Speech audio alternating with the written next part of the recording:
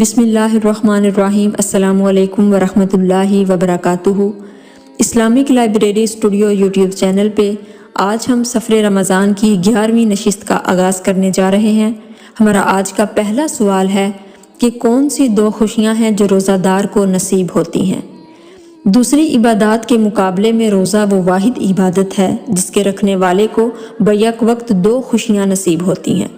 حدیث مبارکہ میں حضرت ابو ہریرہ رضی اللہ عنہ سے مروی ہے کہ حضور نبی اکرم صلی اللہ علیہ وآلہ وسلم نے فرمایا، روزہ دار کے لیے 2 خوشیاں ہیں جن سے اسے فرحت ہوتی ہے۔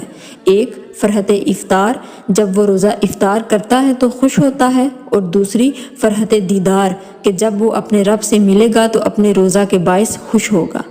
سوال نمبر 2 ہے، جنت کا کون سا دروازہ ہے جس میں سے صرف روزہ دار ہی داخل ہوں گے؟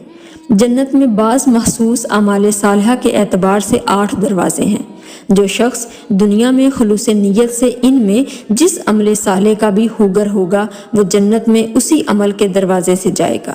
ریان جنت کا وہ دروازہ ہے جس میں سے صرف روزہ دار ہی داخل ہوں گے، جیسا کہ حضرت سہل بن سعد رضی اللہ عنہما سے مروی ہے کہ حضور نبی اکرم صلی اللہ علیہ وآلہ وسلم نے فرمایا، جنت میں ایک دروازہ ہے جسے ریان کہا جاتا ہے، روز قیامت اس میں روزہ دار داخل ہوں گے، ان کے سوا اس دروازے سے کوئی اور داخل نہیں ہوگا۔ کہا جائے گا، روزہ دار کہاں ہیں؟ پس وہ کھڑے ہوں گے، ان کے علاوہ اس میں سے کوئی اور داخل نہیں ہو سکے گا۔ جب وہ داخل ہو جائیں گے تو اس دروازے کو بند کر دیا جائے گا، پھر کوئی اور اس سے داخل نہیں ہو سکے گا۔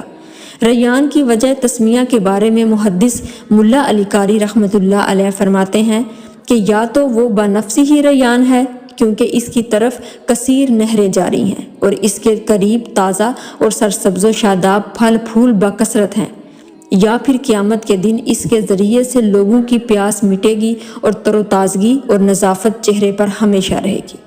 اس انعام کا حقدار صرف رمضان کے روزے رکھنے والا ہی نہیں بلکہ کثرت سے نفلی روزے رکھنے والا بھی ہوگا۔